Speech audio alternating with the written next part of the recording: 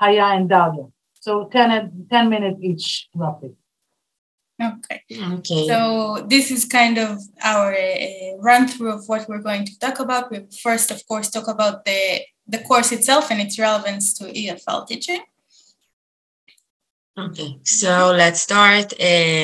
So as Liron started to say, discourse analysis and its relevance to EFL teaching. So throughout the year, we did many things, such as we learned about discourse qualitative content analysis. So we read various materials, both books and researchers that really guided us through the process of what is the qualitative analysis, why are we doing it, how. We also gained, as I said, knowledge of the theoretical background. We analyzed, we really experienced analyzing different materials. We had those mini projects throughout the year, and in each project we took another source. For instance, in one I took a speech and then I had a poem. So I took various databases and we analyzed various databases. So we saw how the analysis is becomes different in each and every source.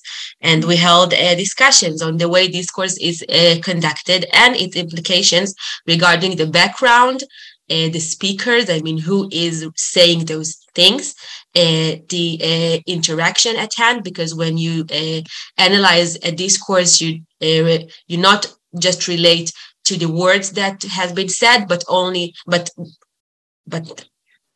wow, אבל גם, אלוהים, סליחה.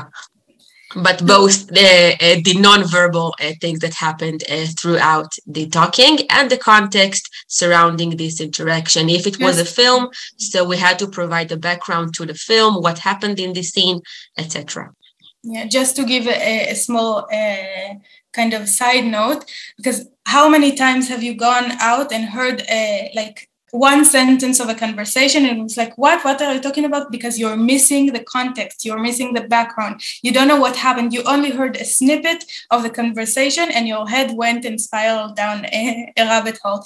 Or if for some reason you heard something and another person heard the same thing as well, but you interpret it a different way. Some things are ambiguous. Sometimes you need to see what was the context, what did they mean, who was talking, essentially, because a language is the language is fluid and you use it for your intention depending on the situation. So it's kind of what the whole course was about, to analyze and kind of identify all of these elements to really get the message of what was trying to be conveyed to you. Yes, and really through our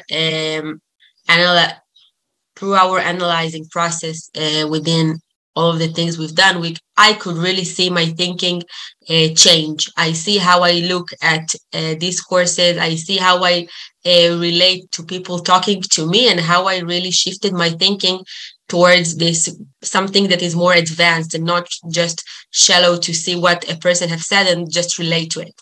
And then everything really connects to EFL teaching, of course, because we as future teachers must be familiar with those linguistic notions, like the semiotics and the semantics of each database, when words just relate to each other in different ways. And we should also teach our students how to read critically and help them make those appropriate choices in their language use. We really learned about how the choices that we make in our speech both affect and reflect who we are. We saw the semiotics of fortune telling, and we read this really interesting article in which we saw how the fortune teller really uses her speech to convey the things that you want to convey and things like that. Now we'll move to the methods. Yeah, so like Liron started explaining at the beginning, we had three strategies. The first one is thematic analysis, which talk about what we have as it is, kind of what words do we have, what themes do we have, kind of what what comes up multiple times. Like, for example, if we have someone who talks about family, he talks about his brother, his siblings, the community, the running theme that comes up. So we will categorize it under the same umbrella. So we really analyze the data, we identify and analyze what we have, and we look for patterns, what comes up time and time again. And then we take everything we found and we analyze this kind of these findings, and we try to see the connections between them. That's why we have the stages. So first of all, we familiarize ourselves with the text. You really need to see if you understand everything that is in it, because you can't analyze it if you don't know what everything means. Then you make the coding, which is finding the themes. Again, you go through the text, you look for what comes up time and time again, and you kind of place it under the same things. And then you have the categories, which is the above kind of umbrella term where several things can be grouped together. Then you're trying to shift it around to see, again, where are the connections coming from? And then finally, you have the defining and naming of things and putting the examples, which we'll show later on. And then you explain how you got to this conclusion, because you took a text and you broke it down into smaller elements to see how everything comes together. Yeah, so we move from the thematic analysis in which we read and reread and reread again and again the same database just to see how things really connect. Then we move to the semiotic analysis and the word system. This is like a holistic notion of language, which consequently involves recognition of interrelated signs. So if we see words, if we see a notion that repeats itself within someone's speech, we can see that words are connected. If it's semantically, if it's morphologically or phonologically, and if it's associatively, yes. So we can from that strategy, we can reveal the underlying message of the text. We can see what is hiding beneath. So, for instance, in Martin Luther King's speech, "I Have a Dream," I could see some of the words that are connecting to each other. For instance, he had, of course, the dream notion, and then he talked about heights, high and low, and things like that. And words really connected if we read the text thoroughly enough. And then we move on to strategies of communication, which was mainly explained by Epic and Tobin, which really explained it in a kind of in a way we could understand. They took like an example of what comes up, but not the words, not the themes, but how are these notions presented through what means. So by that we mean the tenses, the form of speech, pronouns, and things like that. How are they kind of trying to convey? Are they saying I, kind of self-centered, talking about their experience, or are they talking in a we, kind of a community, talking as a group? And if they're talking from different tenses, for example, showing a process, if they started out saying years ago or using past tense, kind of showing us what happened, and then present tense where they are where they are now, and then showing their hopes for the future, showing the future tenses, kind of showing the progression. So we take note of all of these elements as well.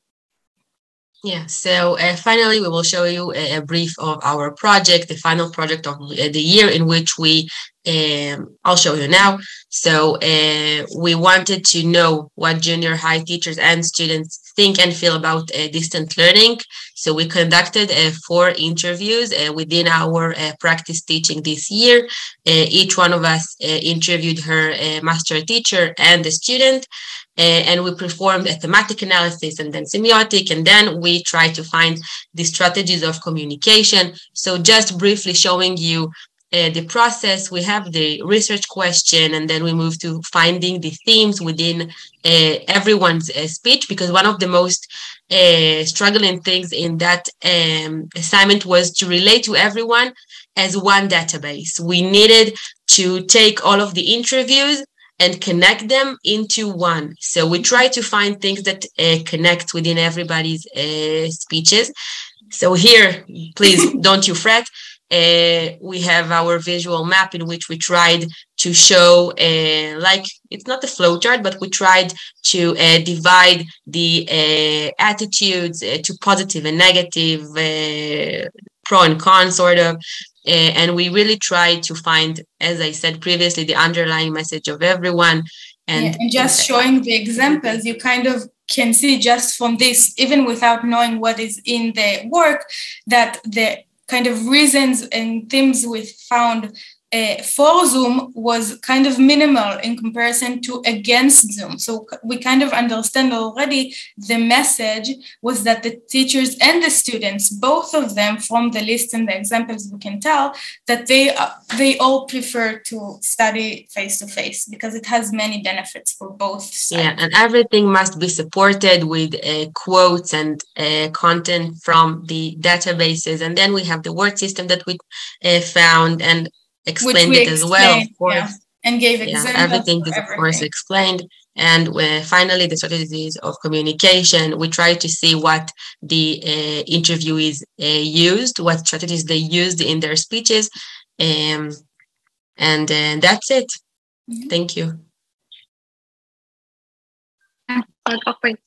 My name is Hay, for those who don't know me, and I will present some of the segments that we did in our course discourse analysis and selected linguistic topics. And I will focus more in our final research project, not as the girls who showed you more of what we did through all the week. And my topic is about feedback. I think all the teachers here know my connection with the feedback. I think I did many things about it. For example, I did a website that as Liron also taught us in last year about using Wix to do a feedback, to do a website about it. But in this, we focused more in what happened in the schools, and we did an analysis of what students think about it. Okay. So as Liron and the girls mentioned, we learned to do three analysis methodologies. So the first is the thematic content analysis, and the second is the semiotic analysis, but then to do the word system and the strategies of communications. So throughout the years, we chose a different text and we did an analysis to it. For example, here's my analysis to a text by BDS that I did. This is the thematic analysis, and this is the semiotic analysis for it. But now I would like to focus more in our final project. So I would start with our process. So we have these three options to choose one of it to take our text from it. So at the beginning, we chose to do the first one, which is observing and online a lesson and doing a recording for it, and then to do one interview, and we did it. And for example, we have this the observing the lesson and we have the interview, but then when we started to work, we couldn't find one theme that the whole two things talked about it. So after we tried to do our analysis, after we had a discussion with Liron, we decided to change it and to do also the 4 interviews as also the girls did. So the first thing that we did is writing our research questions. So as I said, our topic, we wanted to do about feedback. So our questions, our main questions focused on the feedback. So for example, we have here the question for the students and we have the question for the teachers. It is quite similar because we want them to talk about the same thing. We want to see, to search their attitude toward feedback and receiving feedback from teachers, and to give the teacher giving feedback to the students. So it's quite similar, but we changed it as was the person we talked to. Then we did the interviews, and as you see here, we also did translating because the students did it in Arabic. They didn't accept to do it in English because, as you know, our students don't like to talk in English, and we did also transcription for the interviews of the English teachers. Then we started to do the analysis. As you see, there are many colors because you need to do it, so you can't find out the things that repeat itself. So I would like to focus on how we, for example, focus on the strategies of communication. As we say, it's one of the three analysis methodologies.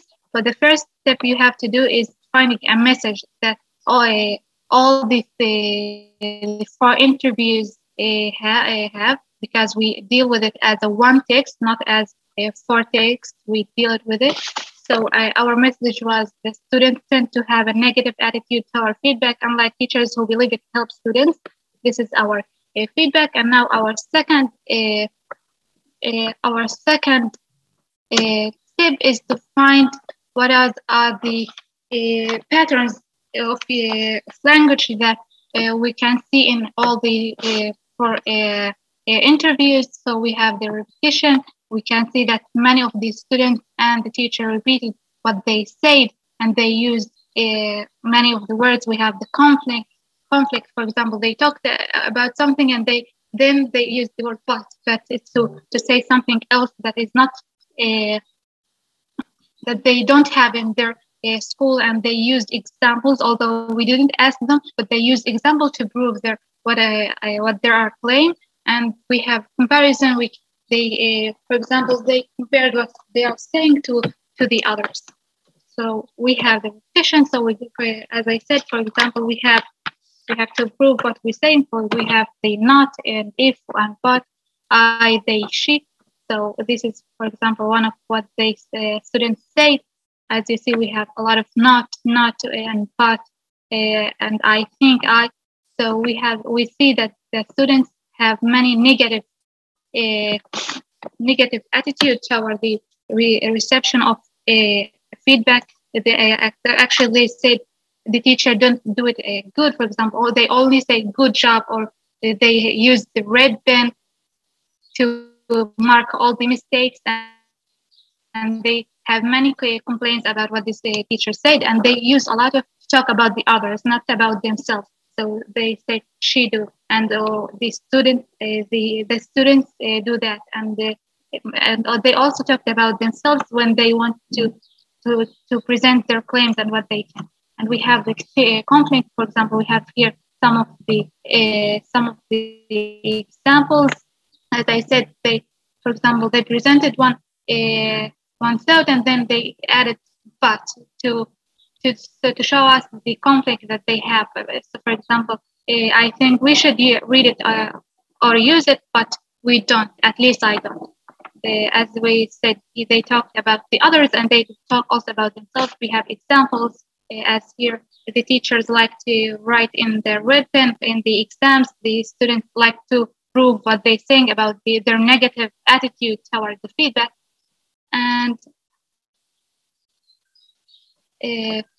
regarding what is the connection to the EFL, as we said, there is a huge benefit of doing this analysis, because you can see what things that you are not conscious for it in your when you are teaching. For example, not only about doing the analysis and what is the students' attitude to our feedback, but also about other things. For example, I learned not to use the red pen for the students to correct their mistakes. And although we didn't use the this video and from our initial work, but from this video, I learned not to only focus on the boys. For example, this teacher talked all the time to the boys and not to the girls. So I also learned other things that we had to notice it in our schools. So this teacher, I think